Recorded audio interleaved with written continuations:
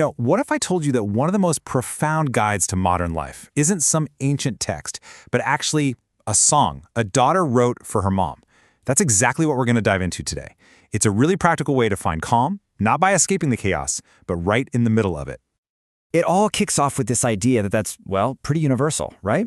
They say we become a little more like our moms as we get older. And yeah, we all see those little reflections of our parents and ourselves. But what if the thing you inherit isn't just a habit, but an entire philosophy for living? Okay, so first things first, we really have to rethink what the word calm even means.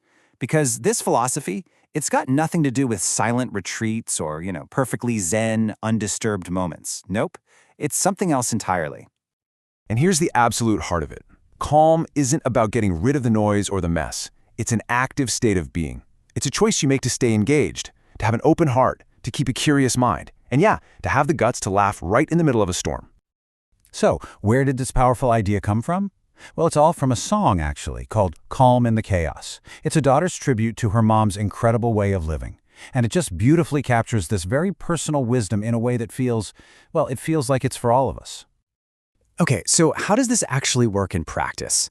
Well, one of the biggest pillars of this whole philosophy is about finding really deep meaning in the most ordinary, everyday moments. It's all about where you choose to put your focus. And this line just says it all, doesn't it? It's not about pretending things are perfect or ignoring the flaws, the broken parts. It's about actively looking for the beauty inside them. It's about seeing this huge significance, this magic, in the little stuff that most of us just rush right by. I mean, think about this for a second. Burnt toast. To most of us, that's just an annoyance, right? A little failure. But through this lens, it gets totally reframed. Suddenly, it's this quirky, memorable detail. It's like a tiny poem about how life isn't supposed to be perfect. And it's not just about the burnt toast, of course. It's about being open to learning things from the most unexpected places. It's that realization that, life's weirdest moments, that's often exactly where the best insights are hiding.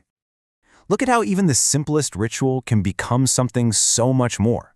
A cup of tea isn't just a hot drink here. It becomes a whole experience. It can be a therapy session, a deep philosophical chat, or hey, just a total giggle fit.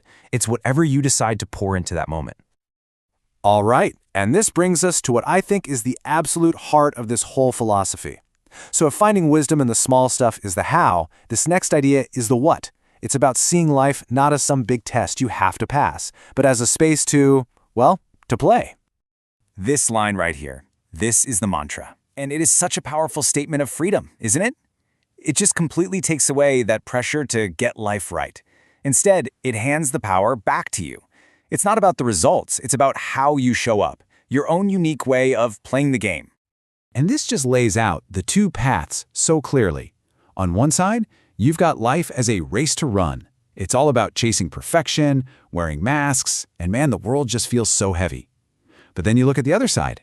You're kind of play. That's about being unapologetically you, actually finding joy in the mess, and just having this deep sense that, you know what? It's all okay. And that's really the key, isn't it? Instead of stressing about having all the right answers, she lives inside the question. Every single day becomes an exploration, a new chance to just be real, instead of some flawless performance you have to put on. Now, of course, a way of living like this isn't just an internal thing. It completely changes how you connect with the people around you. It really becomes a philosophy of empathy, of connection, of just being genuinely curious about other people. I just love this example because it paints such a clear picture. This isn't just making small talk, right? This is a real, genuine desire to understand what makes someone tick, what they're passionate about, and what their struggles are. It's about seeing every single person as a story that's worth listening to. So, for the people in her life, she ends up playing this incredible dual role. She's the anchor, the person who provides that stability when things get crazy. But she's also the wind, the one who encourages you to fly. And all of that comes from one place, keeping her heart wide open. And let's be really clear about something. This is not about some kind of naive, everything is sunshine optimism. It absolutely acknowledges that there are storms. It's about resilience. It's about having the strength to face tough times without losing your ability to spot that silver lining, that little flicker of hope, even when the sky is dark. Okay, so how do we take all this and actually apply it to our own lives, right in our own chaos? Well, this last part boils this whole beautiful philosophy down into 3 really simple, practical steps. All right, here we go. 3 steps. Step 1, find the wisdom. That means actively looking for the magic in the small things, the poetry in the burnt toast. Step 2, choose to play. Let go of that need to be perfect and just give yourself permission to embrace your own unique way. And finally, step 3, open your heart. Make real connections with people and be both that anchor and that wind for them. And so we kind of circle back to where we started with this gentle but incredibly powerful reminder. It's just this quiet promise that underneath all the messiness and the chaos, you have a choice. And that, maybe it's all going to be okay. So that really leaves us with just one last question to chew on. As you head back into the beautiful, wild chaos of your own life, what's your choice going to be? What does your kind of play actually look like?